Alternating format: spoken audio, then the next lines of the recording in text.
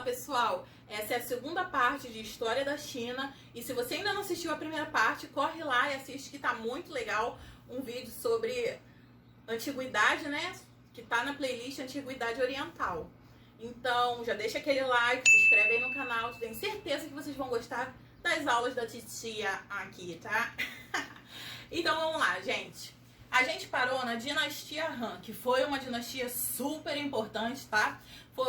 Durante o período da dinastia Han, que a China começou, né? O povo chinês começou a ter contato com o Ocidente. E isso mudou totalmente a dinâmica daquele povo, tá? Que ainda era um povo, digamos, mais isolado e foi se expandindo, conhecendo novas etnias. Durante a dinastia Han, uma coisa muito importante que aconteceu foi a instalação do taoísmo, né, e a chegada do budismo, porque não sei se vocês sabem, mas o budismo não foi desenvolvido na China, né? Ele chegou até a China e foi desenvolvido na Índia, né, ou no Nepal. Bom, eu não lembro exatamente, mas ele não é chinês. Mas o budismo chegou até a China e se disseminou como uma religião dominante, digamos assim, né? Ainda não era naquele momento, mas aos poucos foi se tornando. Depois disso, aconteceram revoltas populares e a queda da dinastia. Porque, gente, como a gente sempre fala aqui, nada dura para sempre, ainda mais esses impérios. Essas revoltas, essa descentralização foi tão impactante que eles não conseguiram se unificar e estabelecer um Estado chinês como no passado, né? Tanto que tivemos um período chamado período das 6 dinastias, né? Houve, né, como eu disse, a expansão do budismo, o desenvolvimento da medicina, da astronomia, mas o governo ainda não estava unificado, as formas de moeda, língua, essas coisas ainda não estavam unificadas. O que não quer dizer que não teve avanços, né, gente? Como eu botei aqui, ao desenvolvimento da medicina e da astronomia, coisas que são muito importantes no estudo da história. Agora, tá aí uma dinastia, ó, show, a dinastia Tang. O que a dinastia Tang promoveu diferente das outras, né? O primeiro, vamos falar em similaridades. Também teve expansão territorial? Sim. Diplomacia e ausência de corrupção. Gente, isso é o sonho de todo povo, né? Um governo sem corrupção. Eu não vou dizer, né? Não vou botar minha mão no fogo e dizer, nossa, eles eram incorruptíveis, super honestos. Eu não tava lá para saber, né? Mas, segundo as fontes históricas, havia sim essa questão da diplomacia, né? Um trato sem violência, né? Uma coisa mais, sabe, educada. E a ausência de corrupção é porque no início dessa dinastia dizem, né? Dizem as más línguas, mentira, gente. Dizem as fontes históricas que era realmente um governo voltado para o povo. Baixos impostos, sonho. Tudo voltado para a diminuição das diferenças sociais. Enfim, um governo, né, muito justo. Mas, como vocês sabem, né, gente? Nada que é bom dura. Eles tiveram esses avanços, né, na tecnologia também, inventaram a bússola. Bússola, meu jovenzinho, você que não sabe, é tipo o Waze de hoje em dia, tá? Mas enfim, houve a invenção da bússola e da máquina de imprimir. Gente, vocês sabem, né, quem já estudou Revolução Industrial, o quanto é importante a invenção da prensa. Então, enfim. Mas voltando aqui a falar dessa questão da ausência de corrupção, ele foi realmente uma dinastia voltada para o povo. Mas, né, nada que é bom dura tanto. Chegou um governo lá, um governo estrangeiro, porque até então a China sempre foi governada pelos seus nativos. Um governo estrangeiro que veio, né, de onde hoje em dia é considerada Mongólia, né, um governo mongol, foi lá e se estabeleceu, né, chamamos a dinastia Yuan, sei lá, bom gente, eu não sou fluente no chinês. Mas enfim, esse foi o governo de Gengis Khan. Gengis Khan, ele assim, até que aceitou alguns costumes chineses, tá? Ele não era tão tirano assim, mas ele tinha um certo aspecto imperialista, porque ele desvalorizava o idioma local. E assim, pode parecer bobo hoje em dia, né, gente? Mas não é. Quando você desvaloriza o idioma local, você está desvalorizando a cultura local. Entendeu? Hoje em dia, os grupos, né? Vou falar pra vocês. Hoje em dia, os grupos sociais, por exemplo, os grupos progressistas, como feministas, LGBTs, pessoas do movimento afro, enfim, esses grupos sociais, eles meio que têm algumas gírias só deles. Assim como os grupos conservadores, tipo os liberais, o pessoal da igreja, enfim, grupos sempre tem seu jeito de falar e algumas gírias e coisas que só quem tá dentro ali entende, né? Isso é normal, e tanto naquela época quanto hoje em dia. E se Gengis Khan mandou que ninguém falasse mais o idioma local, falasse o idioma dele, era meio que um jeito de deslegitimar a cultura local. Então, né, não sei se foi uma coisa boa, não.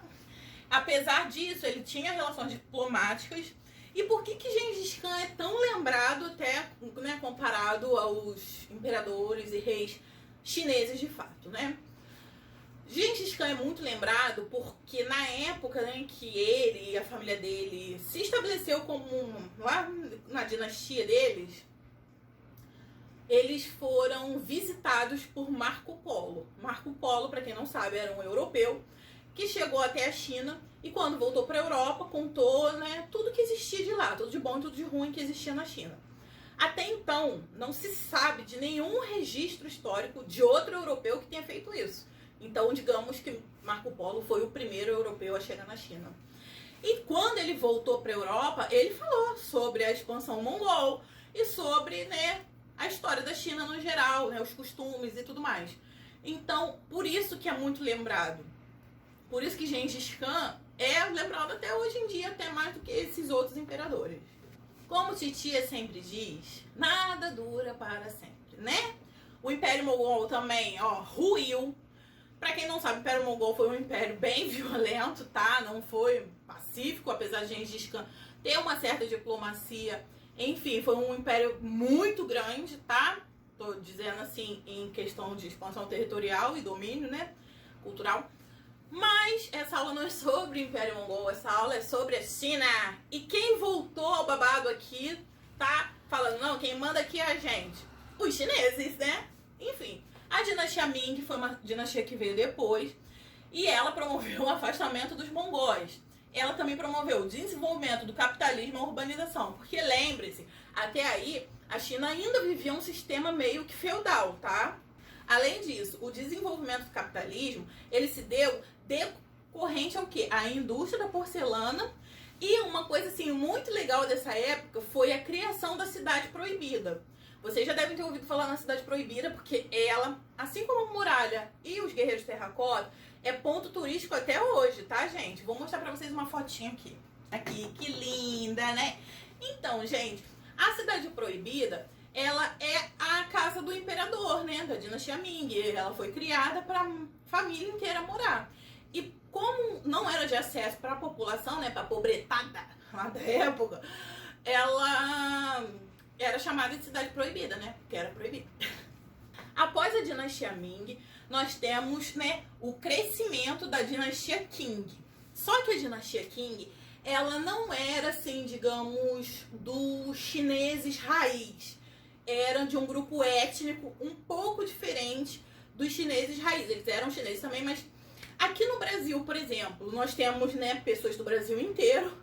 E temos os sulistas, porque eles se acham diferentes da gente. Se eles são ou não, a questão não é essa. Estou dizendo que lá no sul existe uma questão cultural muito forte que os faz ver como diferentes do resto do Brasil.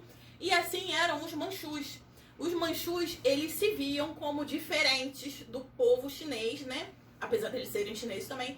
E eles que instituíram essa nova dinastia.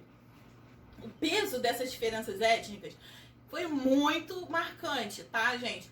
Até hoje no Brasil temos grupos étnicos, né, diferentes. Além dos grupos étnicos, temos grupos sociais também que são diferentes. E isso pesa muito. Vou dar um exemplo para vocês. Se um governo de esquerda ganha as eleições, a direita vai ficar insatisfeita. E por mais que esse governo de esquerda promova coisas boas, o governo de direita não quer isso. O governo de direita quer um dos seus lá. E, infelizmente, o contrário também é real. Então, Eu acho que o peso das diferenças étnicas às vezes cega as pessoas, né, gente? A gente quer um igual a gente quer representatividade muitas vezes.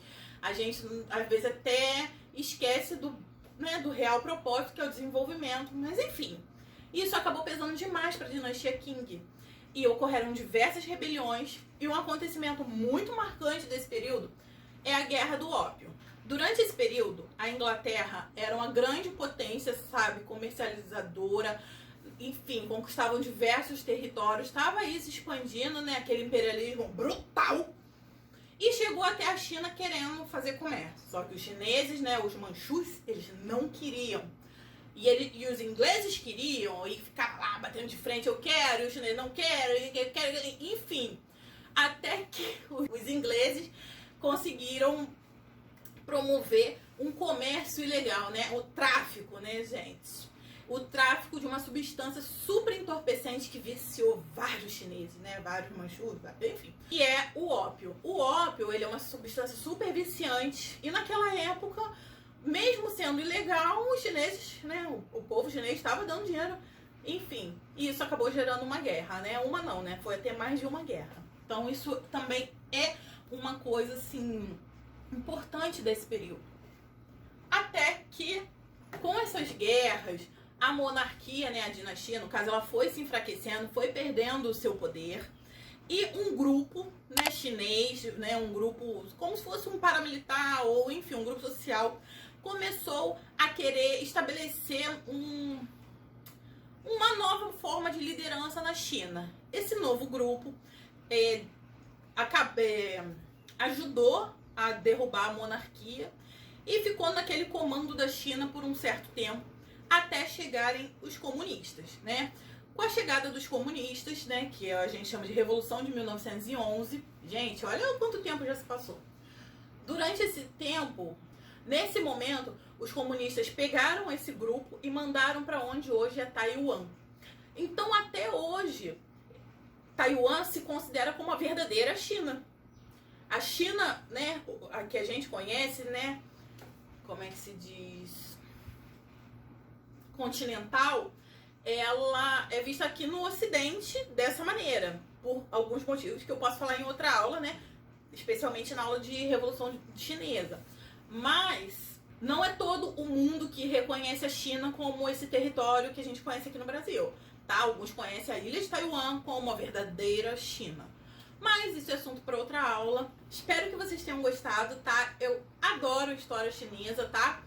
A gente tá vivendo esse momento aí da disseminação do coronavírus, mas eu acho muito importante vocês não fomentarem preconceito, tá? Não espalharem fake news em WhatsApp falando que é culpa da China, que não sei o que, como se os chineses tivessem criado um vírus para destruir o mundo, tá? Até porque eles não iam criar algo que pode destruir eles mesmos.